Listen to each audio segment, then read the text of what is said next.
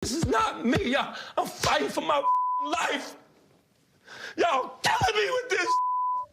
I gave y'all 30 years of my career. Robert. 30 years of my career. Y'all trying to kill me.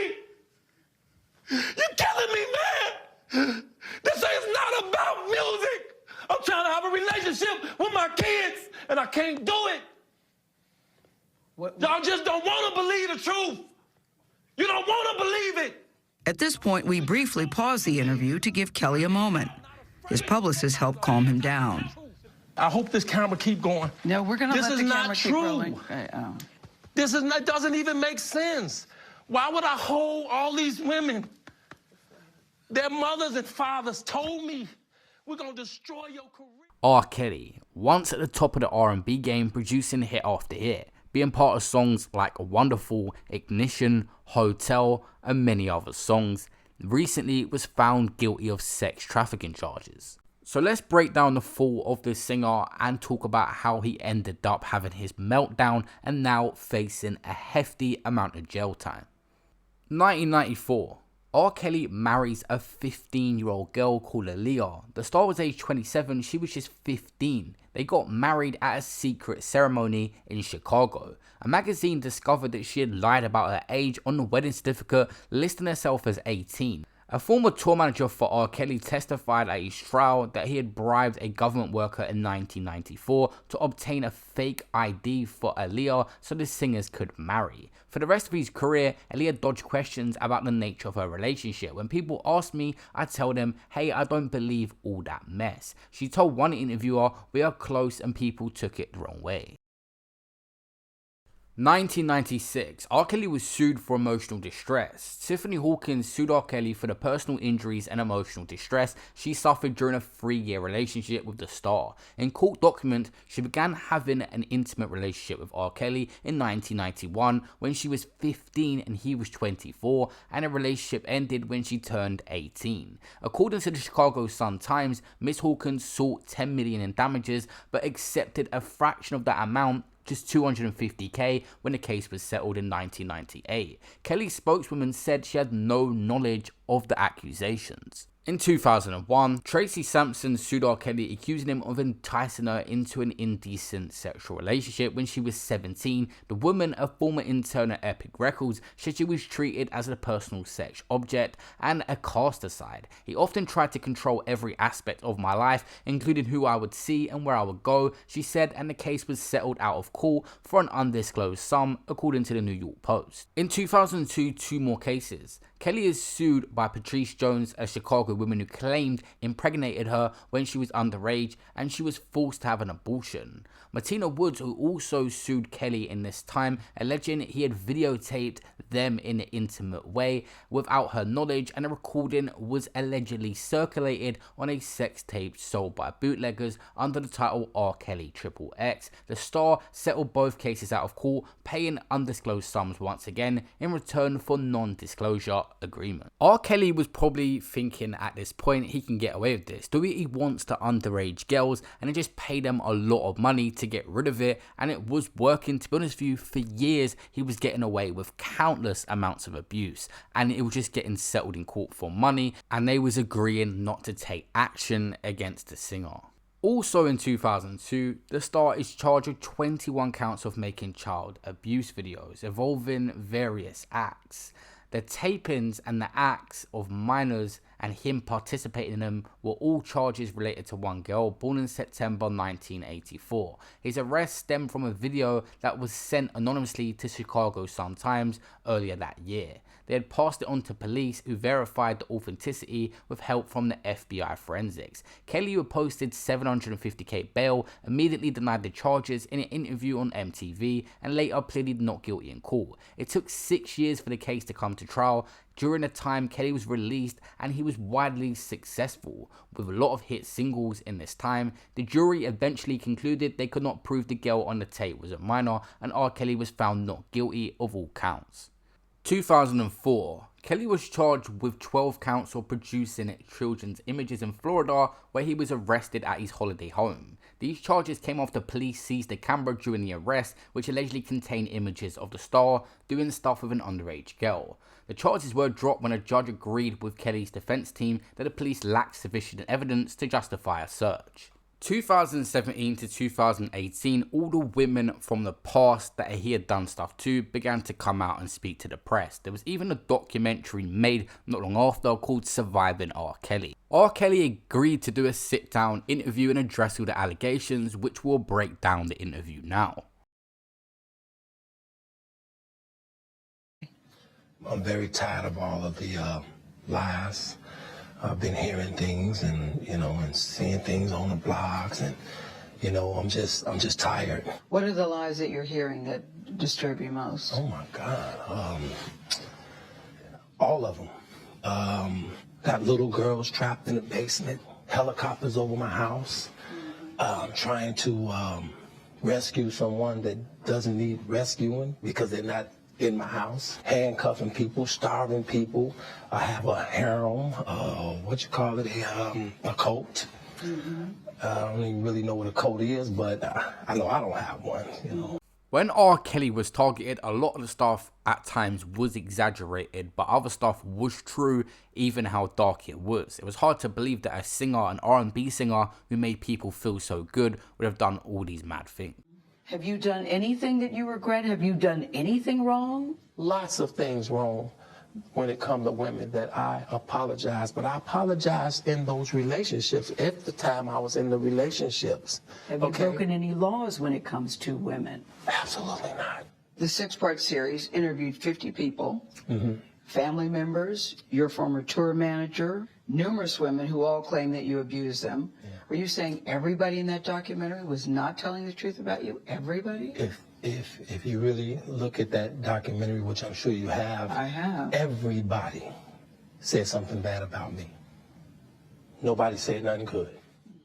This comment, although true, is not really a defense to the allegations put towards him. He was accused of various dark charges towards women. They're not going to talk positively about his music career. That wasn't the subject at hand for the documentary. They was describing Lucifer. I'm not Lucifer. I'm a man. I make mistakes, but I'm not a devil. And by no means am I a monster. I'm going to name the names. Andrea Kelly, your ex-wife, Kitty Jones, Lisa Van Allen, Lisette Martinez, Geronda Pace, Faith Rogers, Asante McGee. You're saying everything they said in that documentary about you is not true. They are lying on me. Why would these women say the same thing about you?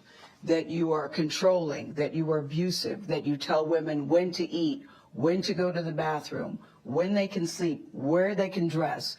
Why would all these women tell these different stories about you? The amount of control this guy was accused of wanting over women was crazy. Literally down to everything they do, who they're talking to, and when they do it. I've never really come across cases where a person was accused of being so controlling. Maybe that's why he wanted to do it to younger women, because they were easier to manipulate into him controlling them. R. Kelly was before confronted on his liking towards teenage girls and answered with this. Do you like teenage girls?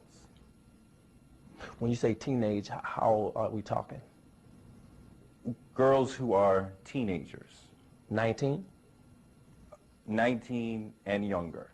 I have some 19-year-old friends, but I don't like anybody illegal, if that's what we're talking about, underage.